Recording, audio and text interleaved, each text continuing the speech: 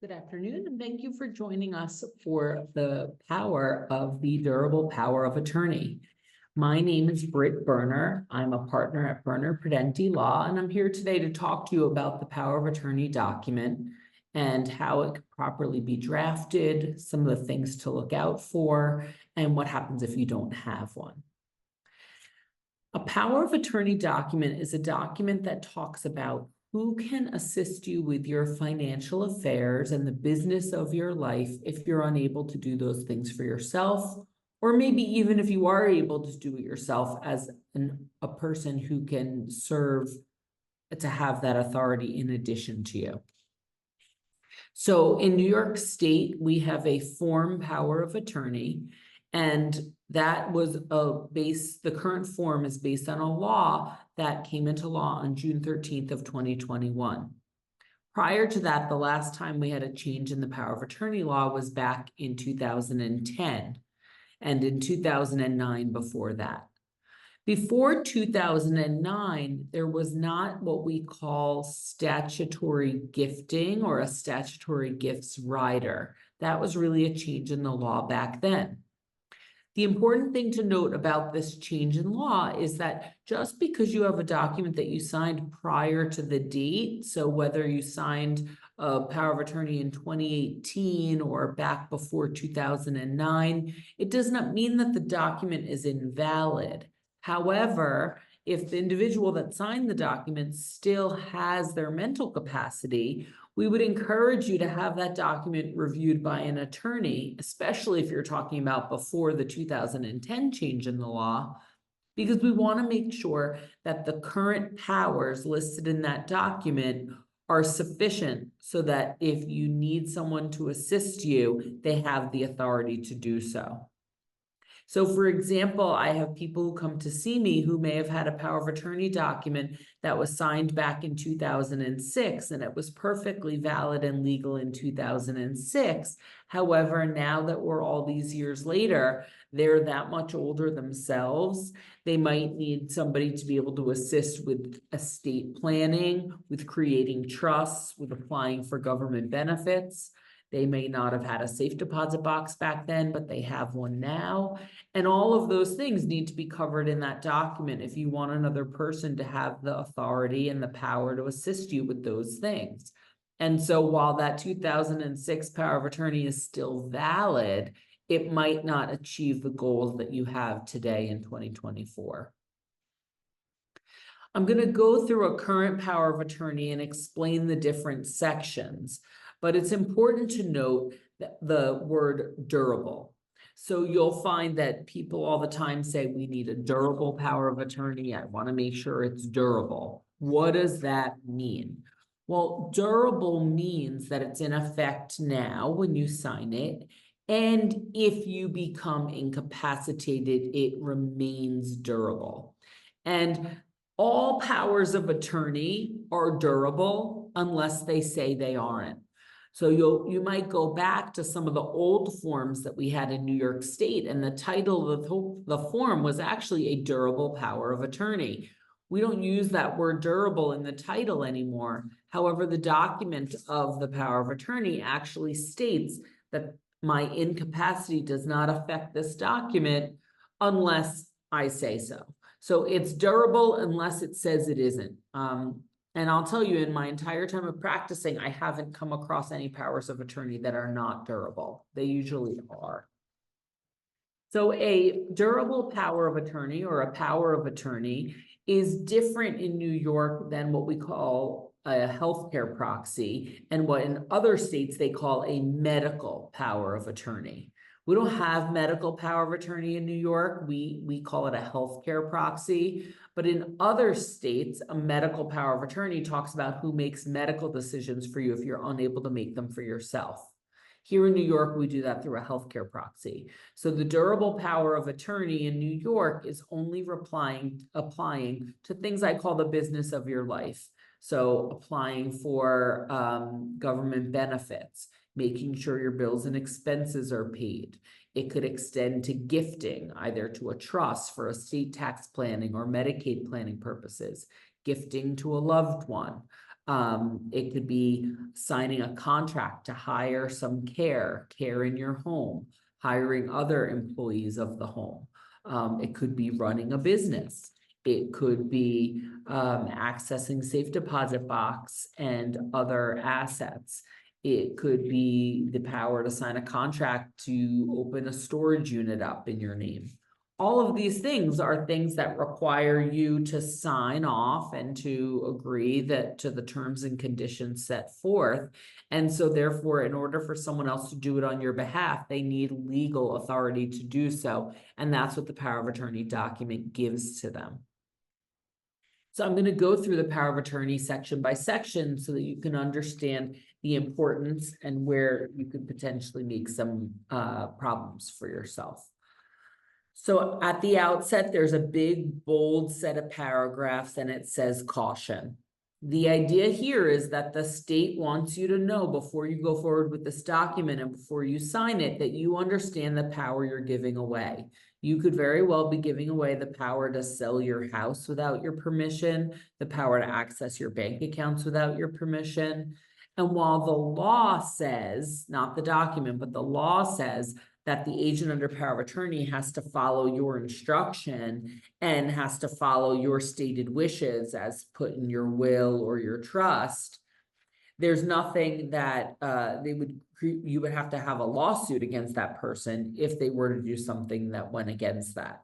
And so you really want to make sure that you are naming someone in this document to act on your behalf that you know would do what is in your best interest and is what you would do if you could do it yourself. And that's the idea when you're choosing who your agent will be. But you want to start by reading that caution so that you can understand what could potentially happen if you make a bad decision here.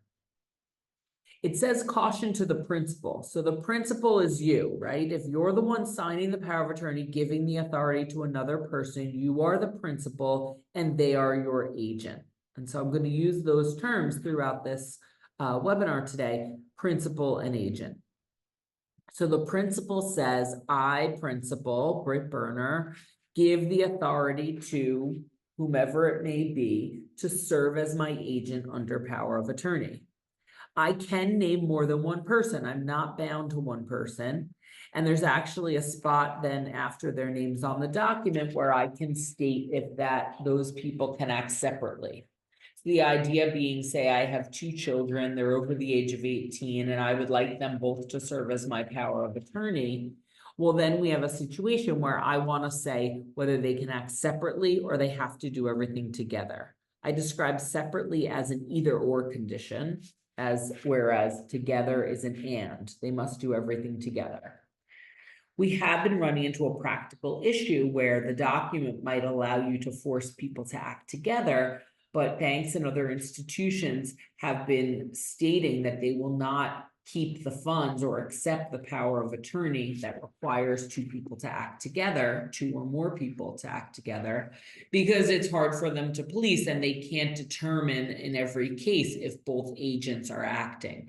And so what they've done is a flat out rejection of the document, which in some cases has forced either one of the two to step down and not serve as power of attorney, to resign, or has created a situation where the money has to be moved to somewhere else that does allow the joint status.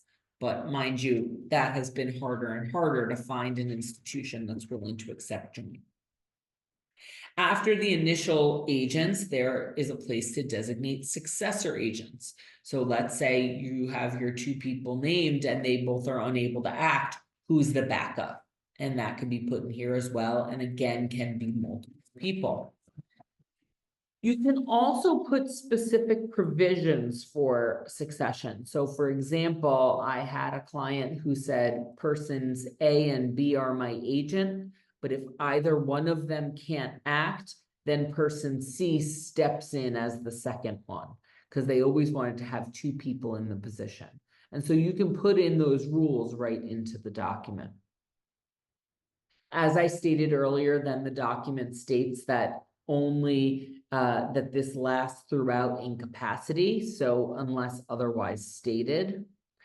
And this power of attorney, unless otherwise stated in a later section, does not automatically revoke prior powers of attorney. So you have to be really careful, because sometimes someone named one person as power of attorney 10 years ago, and the bank has a copy of that document, and now a new document is signed naming someone different as power of attorney, and you have dueling documents because one does not revoke the other. And so you want to be mindful of that. And when you're doing your planning, you should talk to your attorney if there are other powers of attorney that you've signed in the past that are out there in the world that need to be dealt with, because you don't want to create an ambiguity where the world doesn't know who your power of attorney is, and then there could be bad consequences of that confusion. There's then the grant of authority. Now, these are standard in the document. It involves real estate transactions, paying for goods and services, estate transactions, etc. These are very broad powers meant to give really the bare bones level of access and control to the agent that you name. There is a catch-all that can be initialed saying, I give all of the following matters, and you could put A, B, C, D, E, F, G, all the way up to O, and then the initials would go at the bracket at letter P. That is that first grant of authority. We then move on to the next section, which asks if you want to allow your agent to give gifts. Now, what do we mean by gifts here? This is really important to realize. So I don't just mean a birthday gift, although it could include that. I don't mean a Christmas gift or a Hanukkah gift, although it could include that. What I mean is any transfer of assets out of your name.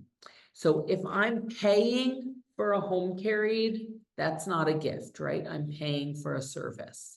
However, if I'm giving a bonus to someone, or if I'm giving a gift, or if I'm moving money from my name into the name of a trust, that is considered gifting, because I'm giving assets away, I'm removing them from my name. And that's what this part of the document is contemplating. Are you going to allow the person you've named as agent to give gifts on your behalf for any of those purposes? And there's plenty others. And if so, initial here, and then put the details of what you're willing to allow in a later section. So you have to initial there, and then also clarify what you mean by gifts later in the document. If you initial there, then you move on to the next set. Whether you initial there or not, actually, you move on to the next set of the next section, which is modifications. Now, a lot of people who print the document off the internet, they print it, they don't fill in modifications. It says optional next to it, they don't bother. However, if you are looking to clarify that gifting, or you are looking to give any powers beyond those stated in that first grant of authority, you have to use this section to add in those powers. The way the law reads, if a power is not specifically enumerated in the document, the agent won't have that power. So I've said a few times, safe deposit boxes. If your agent doesn't have the power to access a safe deposit box in your name, and it's not specifically listed in this modification section, then they don't have that power. And so some of the powers we like to put in that section might be paying debts or collecting on debts that are owed to you, borrowing money. So whether it's entering into a mortgage or home equity line of credit on your behalf, or some other type of loan that you might need to take out. Handling retirement plans, so making sure you're getting your required minimum distributions, increasing your distributions, decreasing them back down to the minimum, dealing with pension funds, so contacting whomever is the holder of the pension fund, making sure things are being paid out properly, asking any questions that need to be asked, and the list goes on and on. Creating a trust, representing your interests if you are the beneficiary of the estate of another person, applying for government benefits, Medicaid, it's paying the salaries of employees, And then I'm gonna get to the gifting in a second.